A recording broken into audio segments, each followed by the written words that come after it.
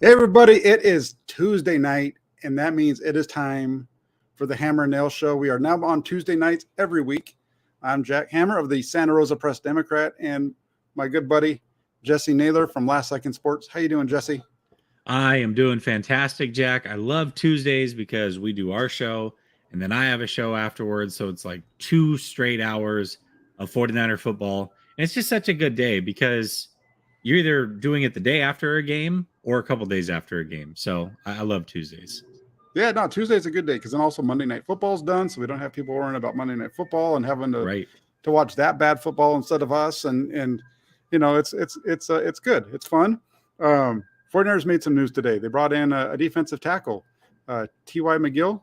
He was with Minnesota during training camp, and the 49ers had brought him in yesterday for a workout, and they went ahead and signed him today. What do you make of that? I love the signing. He was so every year there's always a player or two that takes the preseason by storm. He was that player defensively. So he's very similar build to a DJ Jones, around that 6 foot, 300 pounds ish defensive tackle. He's 29 years old. I believe he turns 30 here in November, but he's one of those guys that really flashed during the preseason. He had 2 sacks against the Vegas Raiders. He had 1.5 sacks against the 49ers. And now he's on a defensive line with a ton of talent around him and Chris Kosuric, who's a hell of a coach. So I think they're going to get the most out of him. I'm glad they signed somebody. I felt like they were getting a little bit thin there. And this does kind of lend its hand in telling us, because they let go of Mac to do it. So that tells us, or at least tells me, that Armstead and Kinlaw, one or both of these guys is probably going to be missing quite a bit of time. And we'll see how this thing plays out, but they certainly could use the extra body. Yeah, I agree with you. I think that's a really good point you just made in terms of either Armstead or Kinlaw being out for a while, because they've been pulling up. I think Akeem Spence has been brought up the last 2 weeks off of the practice squad.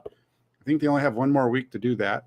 So that would make sense. Maybe they're going to have to pull him up to the active roster, and then you bring in McGill kind of to replace him on the practice squad, and it gives you kind of a chain. And then on game day, he's the one that gets pulled up or whatever, something like that. No, so that's a really good point you made.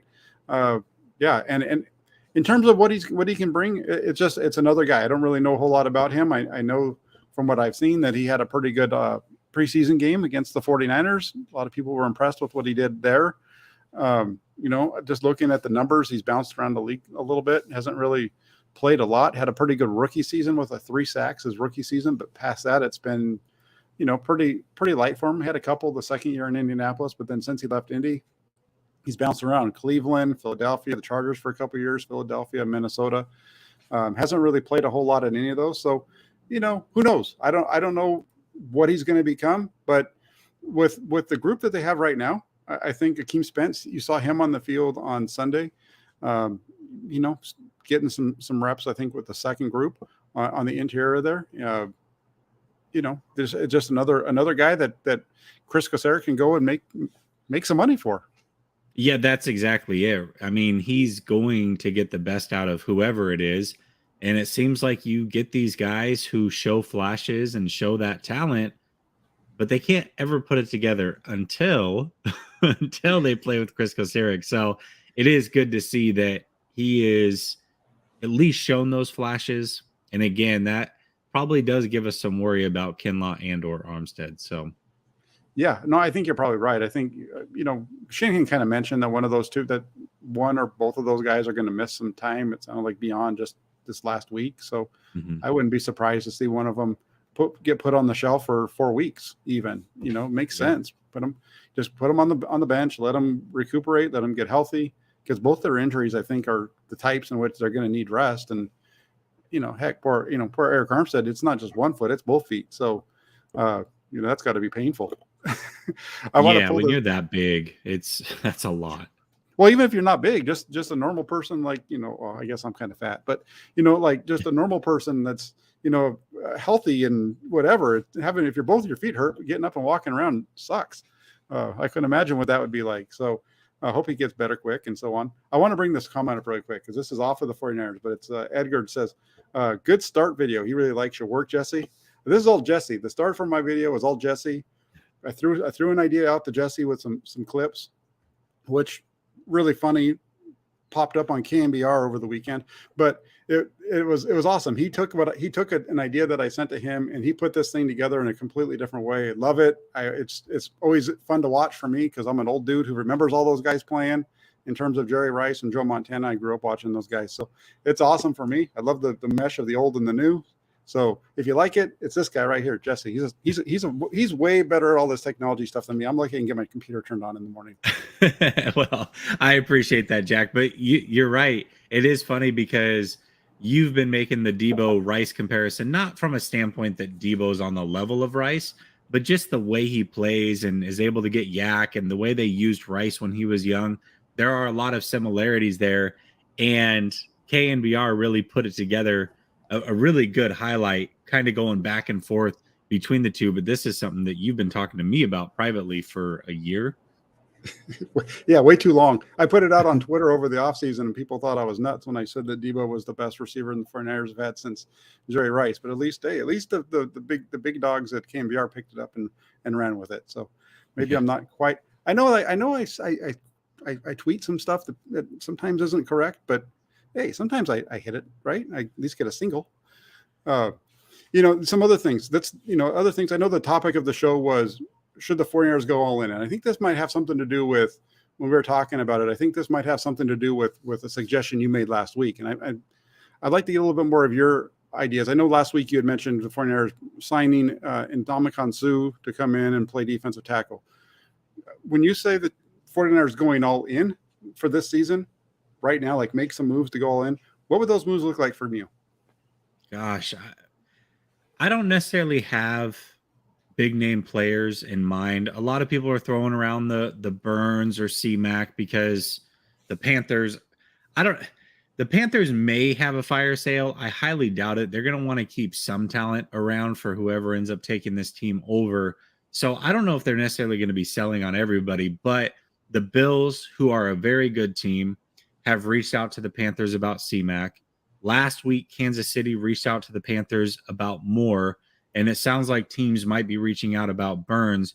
We'll see if they're willing to trade, but whoever those players are that are available, I just feel like the 49ers are in a situation where they don't even necessarily have to be the best team, but they are good. They have some top-end talent. They certainly can compete with anybody. I made the statement last week that I thought the NFC West was already over because I just feel like they're built to beat all the teams in the NFC West. I expect 5-1 or even 6-0 in the NFC West. So if you can win your division and you're built to win your division and there's talent out there looking across the landscape of the NFC, it is so wide open. And we thought that going into the season, but we're seeing it play out in front of our eyes. We really are. And so to me, if that opportunity presents itself, you've cleared the cap space to make it happen. You went out and got some pieces in the offseason, but you still have that opportunity before the trade deadline to go out and just really solidify this roster. There's always players out there. We don't know who necessarily yet.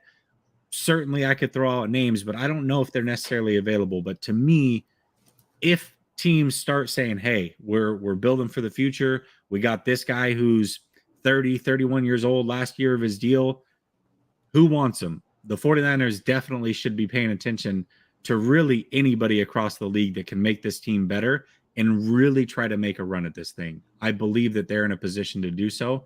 And if the opportunity presents itself, I think they should definitely take that chance. Yeah, and I think you might see them do that as we go through. I don't know any names really either, but when you kind of start to look at it, think back to 2019, right? They had a great start. They were 8-0 to start off the year. And then right before the trade deadline, they went and nobody was looking at them really going out and picking up a wide receiver. I don't think it wasn't on my radar. And they went out and picked up Emmanuel Sanders before the trade deadline. And that was a big boost for their offense, really helped them out, helped out Jimmy Garoppolo. And he had some big plays for them down the stretch run and so on. A little bit too slow on the deep post in the Super Bowl, but beyond that, it was a really good deal for him. And I mean, no, I'm with you. I think that that's something that they could do. I don't know necessarily who. I know Brian Burns is everybody's favorite.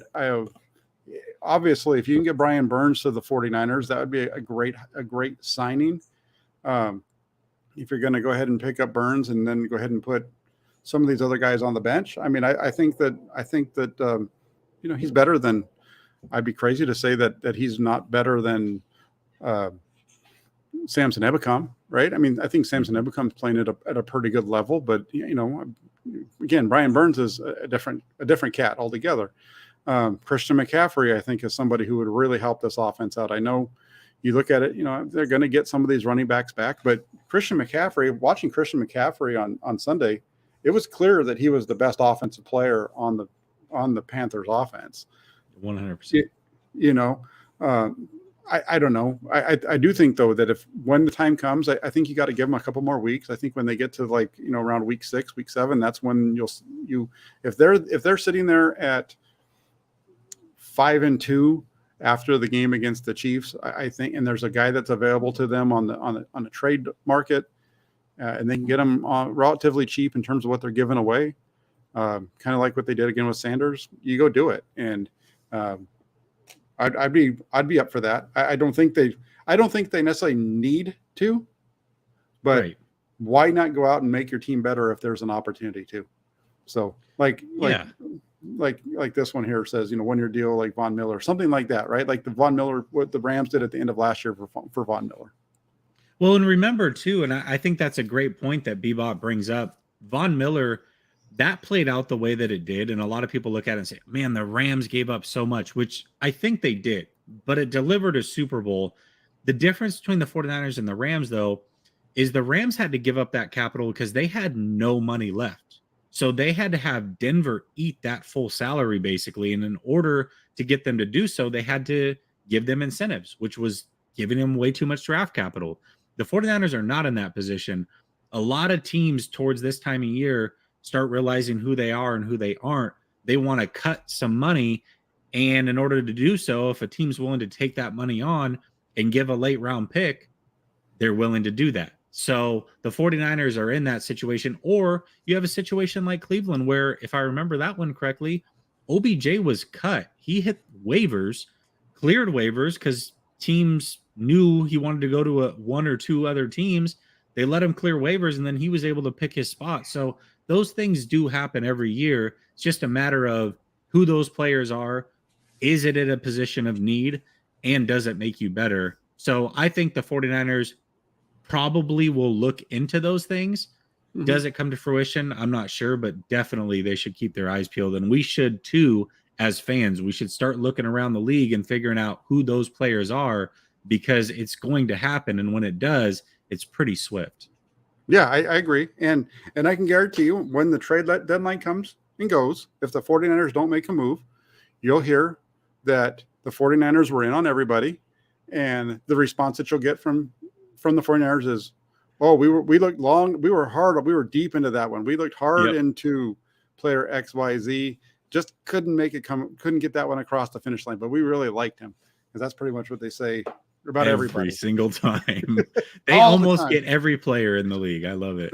They're right there. It's awesome how it's kind of fun as a fan, right? From like the fan perspective, you get excited because all these names are attached to your team. And then you get let down because they don't sign anybody. But whatever. It's good. It's good fodder for content creators like ourselves, because we can sit here and talk about it, and it brings up questions and comments. And this guy's going to be good. That guy's going to suck. All those kind of things. It's fun. Absolutely. Andrew is a big fan of Mike Glennon. I don't know what it is with Andrew and Mike Glennon. Maybe he's a big fan of giraffes. I'm not sure.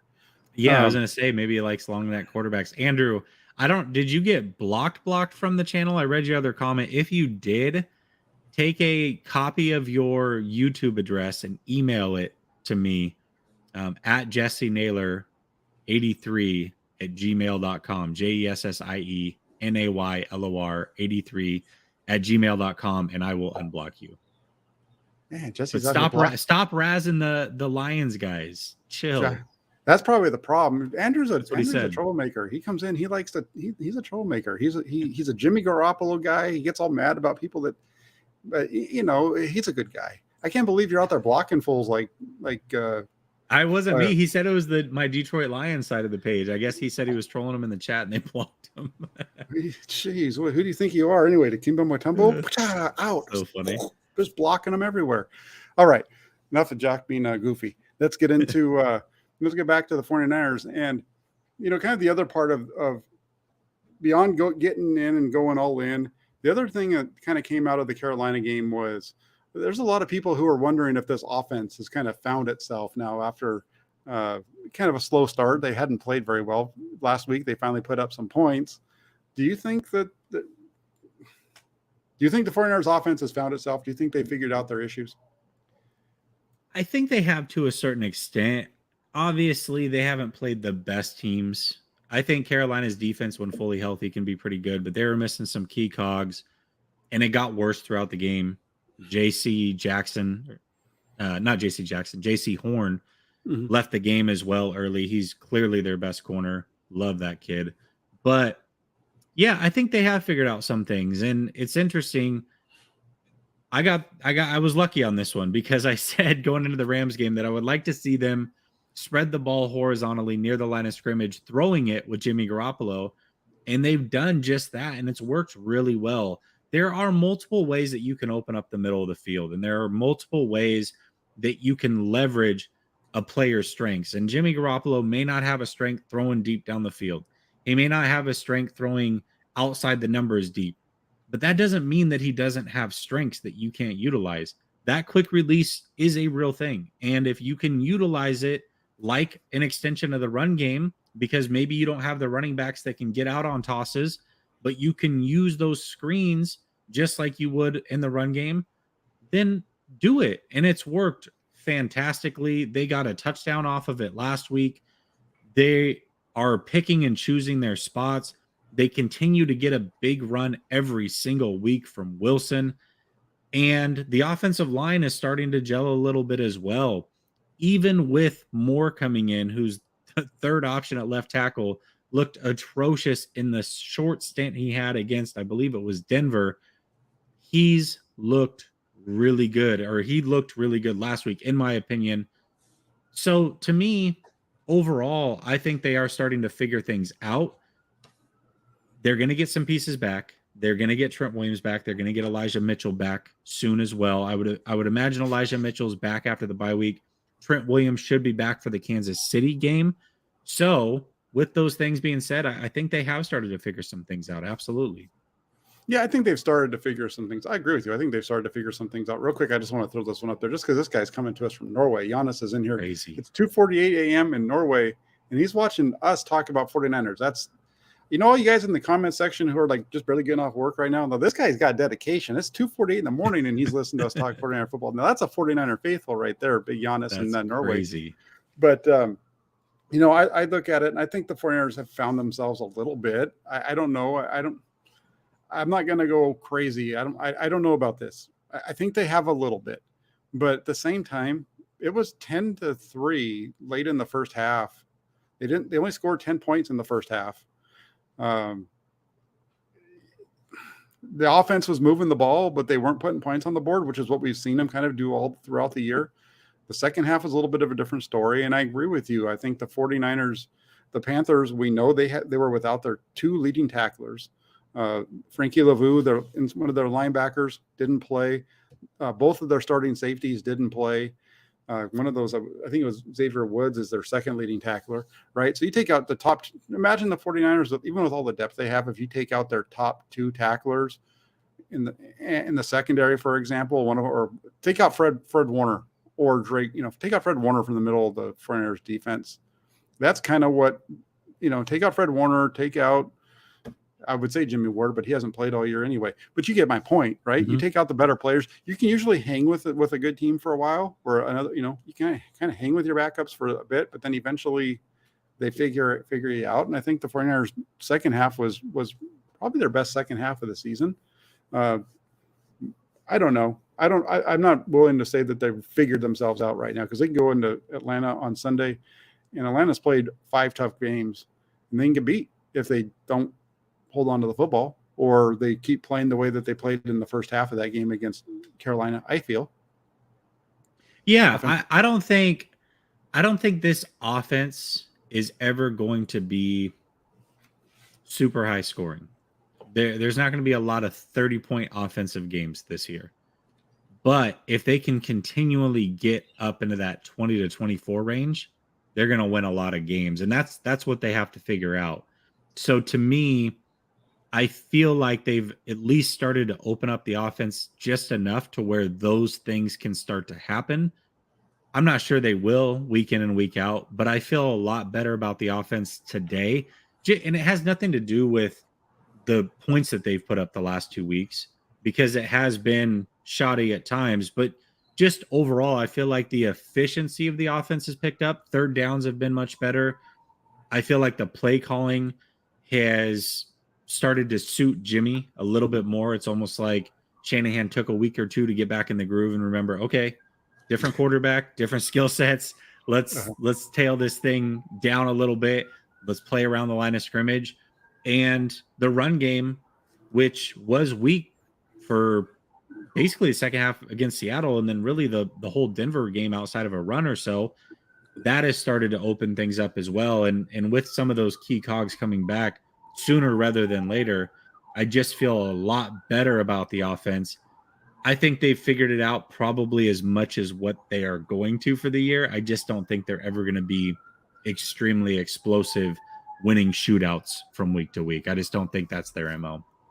No, that's not their MO. They're not gonna be a team that goes out there and wins shootouts on a regular basis. They might be able to win one every once in a while, but if they were playing shootouts on a weekly basis, no. But if it's every once in a while, like in 2019, and everybody wants to point to the New Orleans game as their ability to win a shootout. I mean, every once in a while they can do that, but it's not something they'd be able to do on a regular basis.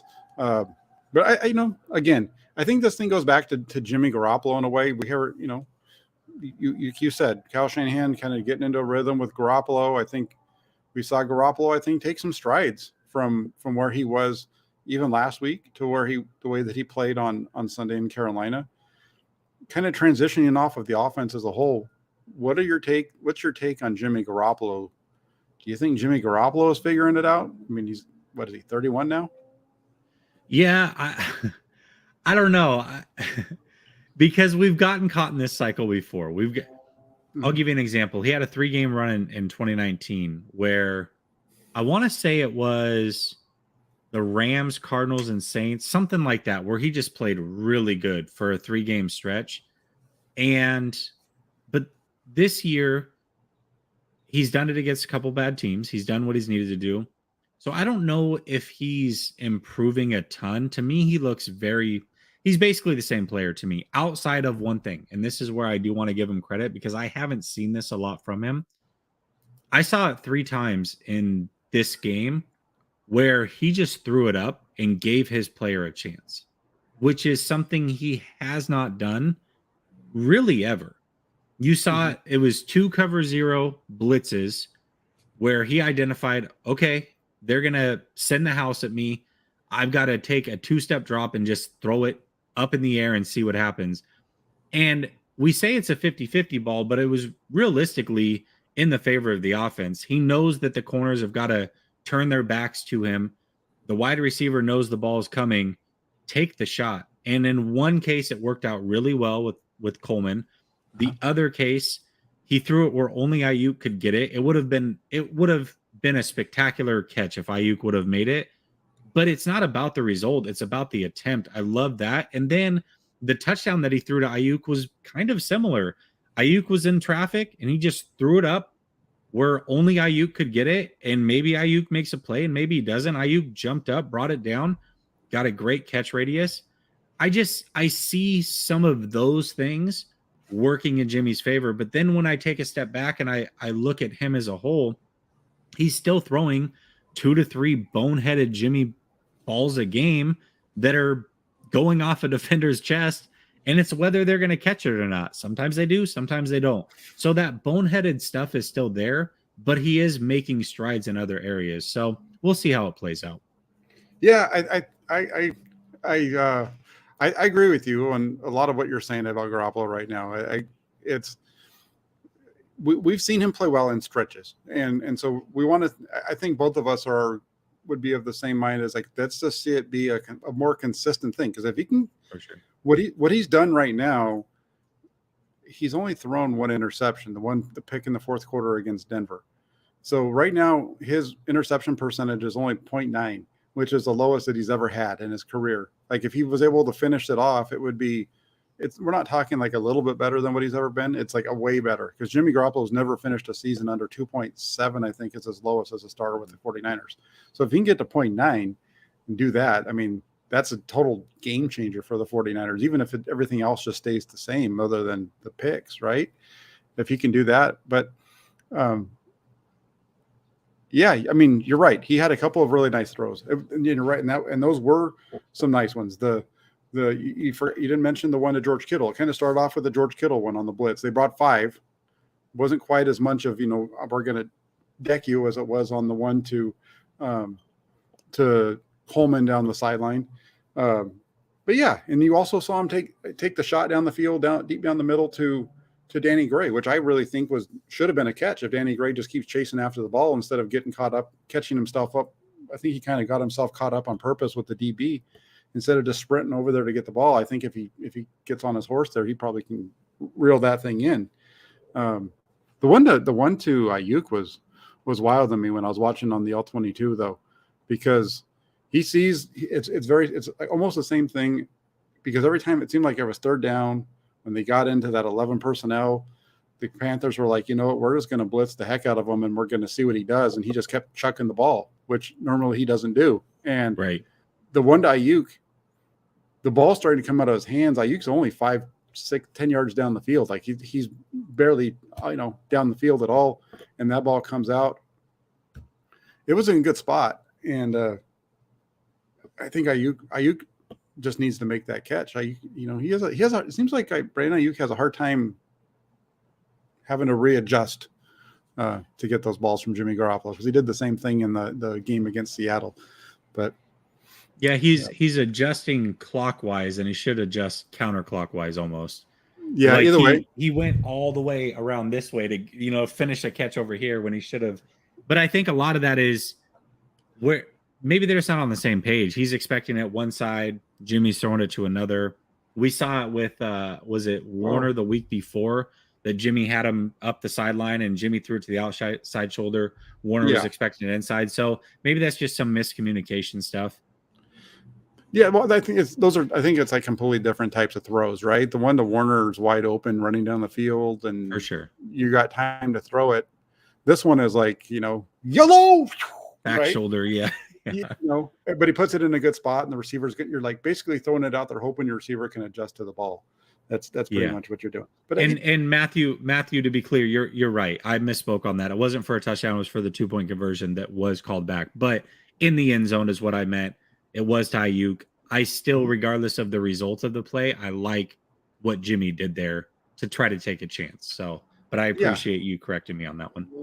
Yeah. So no, I thought I really liked this game from Garoppolo, because it was an improvement from where it was like another step up, an improvement from what we saw.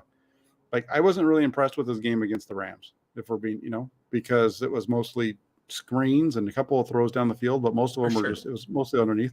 So this was different. Now this was him. He still had a couple of those short ones, but this was pushing the ball down the field. Even when it wasn't like a deep shot, he was still pushing the ball down the field to the second level receiver on the in cuts or those kind of things. And I don't know. I thought it was a good game, but I'm with you. This is one of those things where we've seen Garoppolo have games like this in the past. It's not about can he play like this. It's can he do it week after week after week, because that's the difference between him and the guys that have won Super Bowls and been considered to be the top guys. Those guys are doing it every week. Yeah, absolutely. Almost. And just to address, a couple of people kind of came to the same conclusion, like, well, other quarterbacks throw boneheaded plays or make boneheaded decisions, and that's true. I think Stafford is the guy that was brought up. I completely agree. I've said that Stafford and Jimmy, from a decision-making standpoint, are very similar. The difference is Stafford just has an arm that Jimmy doesn't. Unfortunately for Stafford, unfortunately for 49er fans, this year it's not working out so well because they don't really have the weapons to open things up the way they would, and they're not running the ball well. But Jimmy's different than a lot of these other guys. We can talk about Rodgers, we can talk about Stafford, Allen, whoever you want to bring up. Jimmy has to play differently. Jimmy has to win differently than some of these guys. Jimmy is more in the game manager title, and that's not a bad thing. But if you're only going to give me 20 to 24 touchdowns a year, then I need you to be in that single digit turnover range. I can't have you give me 24 touchdowns and 18 turnovers.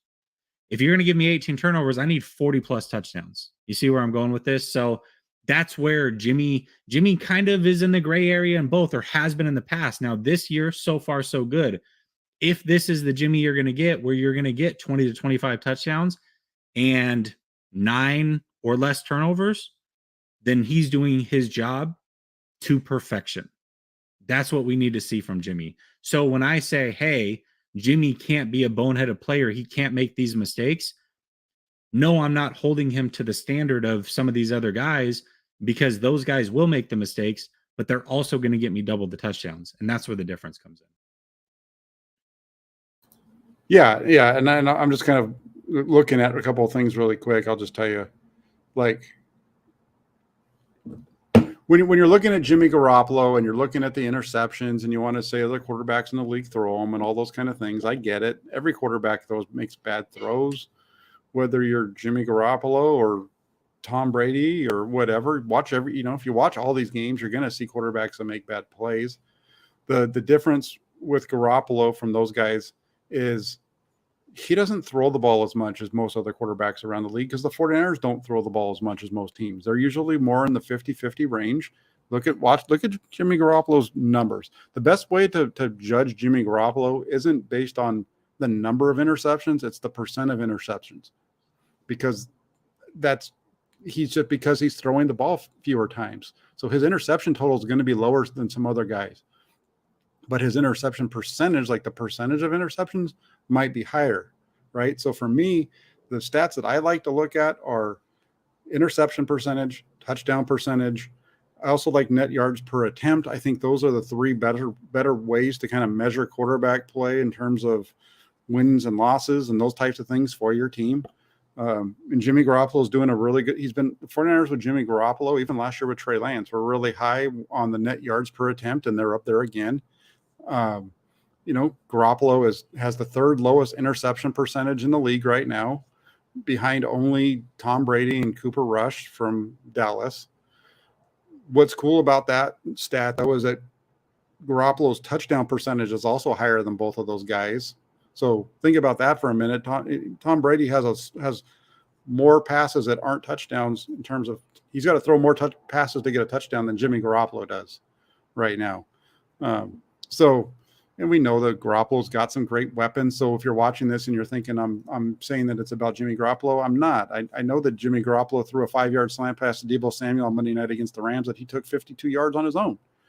I don't knock him. That's just part of the offense, and that's also part of the team that they have around him. So I'm not sure where we are on Garoppolo. I think we still have a ways to go on that one, but I think that if he's on a good track, I think that's the best way to leave it with Jimmy Garoppolo. Yeah, I think, and that's exactly it. But at the end of the day, Jimmy's not going to prove anybody wrong until he does it in the playoffs. I mean, that's just the reality of the situation. Sure. Unfortunately for Jimmy, he has been the worst fourth quarter quarterback in playoff history. When he throws, they lose in the playoffs. If he's throwing the ball around the yard, those are the games that they've lost. So that's what it's going to take. And it is what it is at this point. There's not really anything that anybody can do about it. Maybe this is the year. Maybe this is the year where he does play free enough, mentally free. I think physically he's the same player, but mentally, if he can just play free, knowing that really I own all the cards. I have the ace up my sleeve. I'm not under contract after this year. The decision is mine. I can go out here and do whatever the hell I want. And if I want to leave, I can do that. Maybe that's enough for him mentally to just let it all go, not worry about any of the pressure, and go out and make some plays and at least be what he is in the regular season. And if he can do that, I mean, we'll see. We'll see what happens with this team. Yeah, we'll see. I want to say this really quick because you had this guy on your channel, I believe. Faithful to the Trey. Hopefully he's watching this show because I don't think he's even a 49er fan, right? You know what I'm talking about? Oh, Faithful to the Trey. Yeah. He's a Minnesota Vikings fan. He's India. He used to work for a radio station in NDSU. Yeah. Oh, that's cool. I hope he's watching because he kept trying to tell me all offseason about the history of North Dakota State quarterbacks. And I'm going to go ahead. I'm going to put this out there, and people might whatever. They're going to take this however it is. But he kept telling me about the history of North Dakota State quarterbacks in the NFL, and about how the greatness of Carson Wentz, and how in year 2 Carson Wentz was on pace to win the MVP. Mm-hmm. All those kind of things. And Trey Lance is in year 2, and Trey Lance is going to lead the 49ers.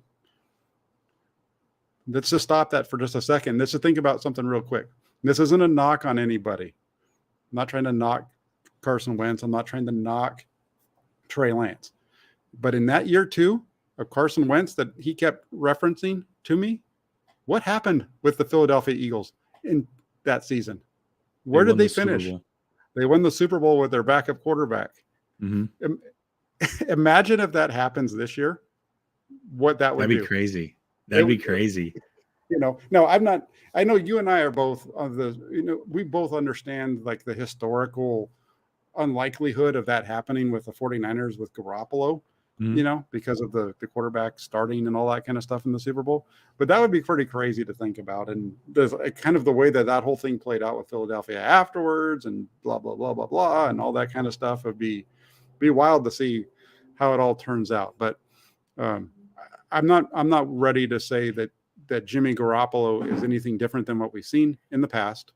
But I like what you said, though, because you're right. And maybe Jimmy Garoppolo is going to be different because he's not going to be necessarily here next year. He's just playing to play. He's playing for a big contract for the first time since 2017.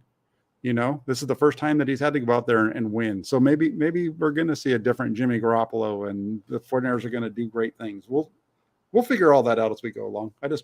You started talking about that, and it got me on a tangent. You saw, how I am. I'm goofy. But that actually would be crazy. I didn't even think about that. What happened in year 2 for Carson Wentz and how that whole thing played out. That'd be crazy. Like the likelihood of that happening is so small, but now you got my wheels turning. I'm like, how cool would that be for the 49ers to get their 6th? This kind of in a similar way that Philly did. And then the curiosity is, do they make the same decision that Philly made? So I don't know. Yeah, I know, and that's where you get into trouble with this discussion that I just brought up. So we should just put a little pin in it. Yeah, we'll come back to it in February after the 49ers are hoisting the Lombardi Trophy in Arizona. Sure. That's right, folks. You heard it here first. Jack Hammer has predicted the 49ers are going to win the Super Bowl in 2022. I don't know about that, but I do think that the 49ers are going to make it to the NFC Championship game. I think the 49ers and the Eagles are the 2 best teams in the NFC. I agree. And it's going to be a lot of fun to see if that matchup comes down. Hopefully it's at Levi's and not in Philly. But so beyond the offense, we talked about a lot about the offense. We talked about the 49ers going all in. We've got about 15 minutes left. 49ers have a lot of injuries on the defensive side. Do you think that we're going to see a fall off with this group? This one's tough because we just don't know how long some of these guys are out. We don't know when Armstead or Kinlaw may come back. Sounds like they're week to week. Could be a possibility one plays against the Chiefs. Bosa, does he play this week? Does he sit? Is he back versus the Chiefs? I think they can probably swing this game here. Mm-hmm. It's not going to be easy, but I think they can swing this one here with some of those injuries. But man, Mosley was playing really, really good football. And now they got to figure out how to replace him. Is Verrett ready? Is Womack ready? Who I imagine Womack's probably going to get first crack at it. With Bosa out, with one of your corners out, if this is a long-term thing, eventually you just can't overcome it. You cannot. And so they do have options available. I think short-term they can win these things. But if you go into a Kansas City Chiefs game without 3/4 of your defensive line, a rookie corner starting on one side, that's not going to end well. It's just not. You can only hold up so well. So we'll see. We'll see with some of these injuries. I think most of these injuries, especially the Bosa one, Jimmy Ward, he'll be back before the end of the season. He may even play with a club on his hand, but they've been fine without him. I think Womack can step up and or Verrett. I think long term they'll probably be okay, but short term it might be a little dicey. Yeah, no, I get you, and I also think that I think they're going to be okay against again. This week, I think they'll be okay against Atlanta, and I agree with you. I think it becomes maybe a little bit harder against. It's obviously going to be harder against Kansas City. Kansas City is a heck of an offense. They can move the ball pretty well. I think overall with this one, I would say I think they're going to be okay. We went into this offseason, we went into this season saying that this was a really deep roster, and so this is now time for it to show. Not even just at the, and we're not talking just at the 53-man roster. We're talking about the practice squad having guys, because you mentioned Sam Womack as being one of the guys that can come in to replace Emmanuel Mosley, Jason Verrett if they decide to bring him up. But they also have Dante Johnson on the practice squad, who started against Green Bay in the divisional game and played really well. That could possibly start for a week or this week if they needed to. So they have and even Ambry Thomas. I mean, Ambry Thomas was their starter throughout the playoffs, all the way to the NFC Championship game, other than the Green Bay game. I mean, he started a lot of games for them down the stretch that they won. So secondary wise, I think they're going to be okay. With the pass rush, if Nick Bosa doesn't go this week, I think there might be a slight drop off, but we just saw them get 6 sacks on Sunday against Carolina without him for a half. And again, it's a really deep roster, and they have a lot of guys that can get out there and play on the edge. Charles Omena, who's done a really good job out there. I think Samson Ebicom's really under the radar with a lot of 49er fans with how well he plays. Kevin Givens in the middle has been playing at a high level since going back to 2020 when they put him on the field. So, Hassan Ridgeway. I mean, I think I think they can go out there, and I think they could probably. Are they going to hold teams to 12 points in the first half for the next 5 weeks if all those guys are missing? Maybe not, but I think they can keep teams to 15 points, 20 points a game, which should be enough to win. Yeah, absolutely. I think most teams they can do that with. I question Kansas City. I question by this time, this will be after the bye week, but the Chargers, they should be pretty healthy, barring any major setbacks, because that's after the bye week. So, and quite frankly, the Rams offense is atrocious. That offensive line is terrible. They can't run the ball. They have no deep threat. That offense doesn't scare me at all right now. So really, it's just this Kansas City game. Can they get through this one?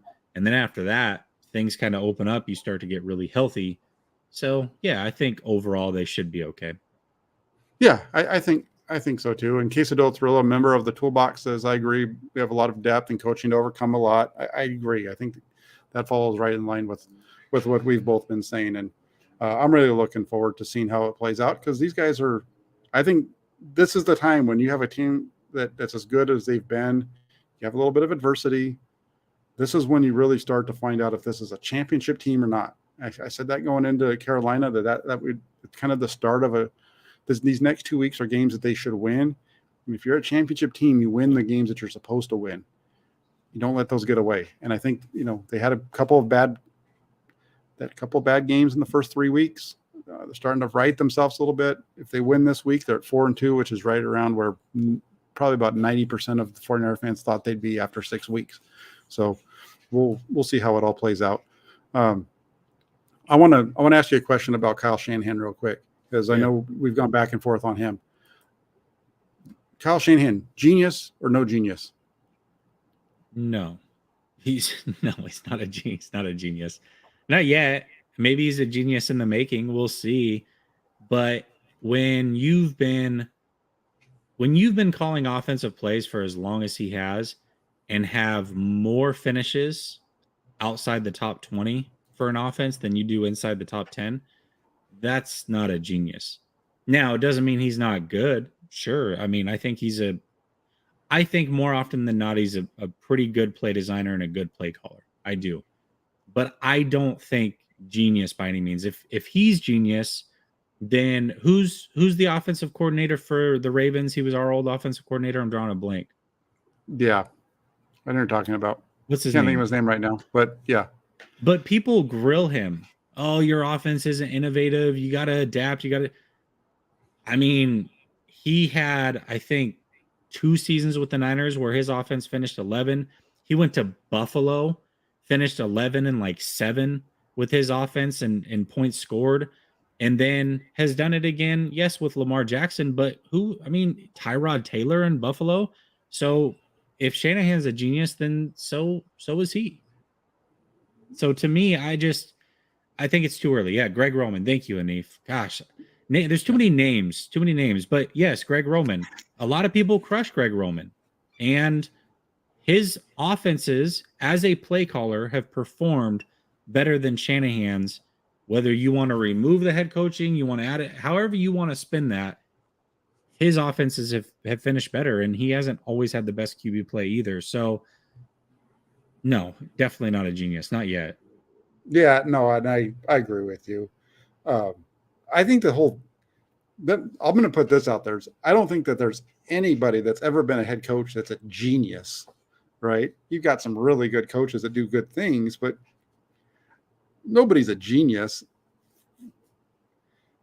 These guys do what Bill Walsh was considered, a lot of people called Bill Walsh a genius, right? Mm-hmm. Part of the reason is because he changed the game, and part of the way that he changed the game, he started doing some things that were different, but then everybody else around the league started doing those things. We see that a lot with Kyle Shanahan from the passing game standpoint, right? And I agree with you on, and we even see it with what Greg Roman and them are doing in the run game. Because think about it this way: Shanahan's kind of changed. Like his offense has gotten out there in terms of the passing game. And Roman, that's a good point that you just made, because Roman and Harbaugh were kind of at the leading edge of the whole zone read in the NFL with the quarterback stuff. Mm-hmm. I think in some ways that Kyle Shanahan was too, because they were doing that. They were kind of getting in there at the same time with RG3. They're kind of both kind of work in that direction. I think the 49ers under Roman and Harbaugh were a little bit ahead of them, because I think they started looking at that in 2011 when they went out and got Kaepernick and so on. But it's, Shanahan has said this himself. There is nothing that happens in an NFL game that hasn't happened at somewhere before in terms of play calls. Like, I was watching the game against the Rams, for example, and they ran, they were down at, it was a Kyle Juszczyk, and they ran like a fake toss, and they ran him back on the counter the other direction. And people, I was like, hey, that's a cool play. But if you watch high school football, that's a football. Any team that runs this offense, you see that as one of their staple plays that's in that offense. And so it's an interesting thing. I think that there's some. I think Kyle Shanahan is a little underappreciated by a portion of the 49ers fan base. Because of his win-loss record. But we've talked about this too, I think I became more of a Kyle Shanahan. Began to look at Kyle Shanahan in a more of a positive light because of what he did last year. I agree. Yep. That was a team that was going nowhere, and he made some changes, figured some things out, and he was able to keep that team together, and he showed like a leadership quality that I don't know if we'd seen from him before. I agree with you on that. And I think my point that I made, I don't know if it was here, but I made a point last week that he doesn't have to be a genius to be a good head coach. He doesn't have to have, just because he was an offensive play caller and an offensive minded coach. Let's not forget that he did start on the defense. Shanahan doesn't have to be a genius and have the most explosive offense in the league to be a good head coach. Mm-hmm. He can be a good head coach and win a lot of games without all that. He does some really good things as a head coach. He develops his players really well. I think he does a good job of putting together a staff. You look at that staff, the almost complete turnover they've had on that thing, maybe that was some of the reason they had some of those early struggles. You have a new quarterback, all new coaching staff. It takes time to go through those things. So maybe that's where they're starting to hit their stride a little bit, is they're all starting to figure each other out as coaches and where they fit in and how some of those things work into it. But he does a great job of putting together staffs and developing those staffs. So as the head man, he puts together a good roster, he develops a good roster, and I think he puts together a good coaching staff and develops them. So maybe the offense, there's something to be desired there. And it's surprising because he's supposed to be an offensive guru and all these things. And so people pin him in a corner and expect that if the offense isn't good, then Shanahan isn't doing his job. But he's not the offensive coordinator. He's the head coach of the team. And so if other things are going well, yeah, he deserves credit for that too. Mm-hmm. Yeah. No, and that's like the defense and how good the defense has played and all those things, right? They all go together. And we had a super chat that came in a little bit ago. I need to find it. Losing control of my screen over here. Where was it? It was, I'll find it. Don't worry. I'm sorry, guys. Jack needs to do a better job of manning the board. It was from Armchair Quarterback 1. He says, would it be better to start Verrett or Thomas if Verrett was available? One really good guy coming back off injury or another who has been practicing. What do you think? Jason Verrett or Ambry Thomas? Womack. Right. Yeah, that's where I am. I mean, I'm like, I think it's Spencer. It's Samuel Womack, Dante Johnson, and then I think I go to Ambry Thomas. I think that's mine. And then, Jason Verrett. If Jason Verrett's healthy, I want to see him play, but maybe not this week. Maybe he comes back against Kansas City. They're giving him plenty of time to come back. If he can come back and he can be the 2020 Jason Verrett, this defense doesn't fall off at all. It gives them two guys that are extremely good man cover corners. I think it would be maybe even a positive for him in some ways. You never want an injury to occur, but it would definitely be positive. I don't know. I again, thank you, Armchair Quarterback, for that super chat. Both of us say neither. Jesse's going with Womack, and I tend to go in that direction too. I'd say Womack, and then I go Dante Johnson, and then I get to Ambry Thomas. I think I'd leave Verrett for one more week and let him make his first start on the grass at Levi's. Yeah. probably a good idea. Yeah. So that's it. We're almost at 6:30. Hopefully everybody enjoyed the show. We had a pretty good group. We got 114 in here. You said you got a show coming up on your channel, huh?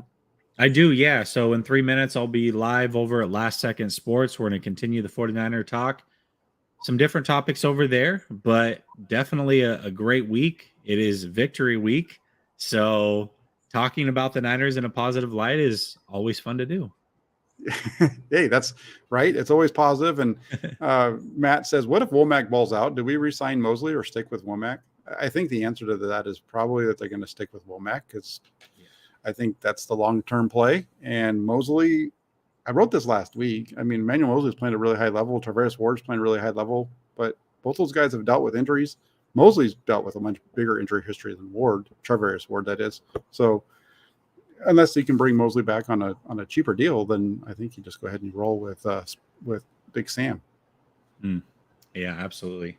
I agree. Yeah. I think Womack is the future play. I thought actually when they brought in Travaris Ward, I thought the future was going to be Ambry and Travaris on the outside, and that most likely Mosley would play too well and price himself out. He was on his way to doing that. Womack was probably going to be the guy, not Ambry, but I think the thought was there. But now that Mosley's gotten injured, they may be able to get him on a 1-year prove-it deal. And he may be back with this team and just competing for a starting job and seeing where his health's at. So we'll see how it plays out. Yeah, could be. Lee says, how much cap space do the Niners have for an expensive vet? I think they have about $6 million right now, but that means they have about $3 million because they usually like to keep a little bit in reserve to move guys up and down and all that kind of stuff. And then Raphael 569ers comes in, says like and subscribe, everybody, because Raphael 569ers, he's a member of the Toolbox. He watches the show all the time, and he always remembers that I forget, because that's at the end of the show. And at the end of the show, what do we always say? Hit the like button, because likes are important, because the likes get us out there. Subscribe if you're checking it out and you're not already subscribed. Get to 49ers.pressdemocrat.com. Read the content that I put out over for the PD at the Inside the 49ers blog, and then get over to Last Second Sports and check out Jesse in a minute, as I'm keeping him from getting on his channel. Enjoy his show. Enjoy my stuff. Make sure you let all your friends and family know, because we need to get this thing bigger so I can do this more often. So, Jesse, you have a good show, and I look forward to talking to you next week, hopefully about another 49ers win. Yes, sir. Yes, sir. Have a good one, everybody. All right. Take care. You have a good one, Jesse. You too, everybody else. Have a good night. Talk to y'all soon.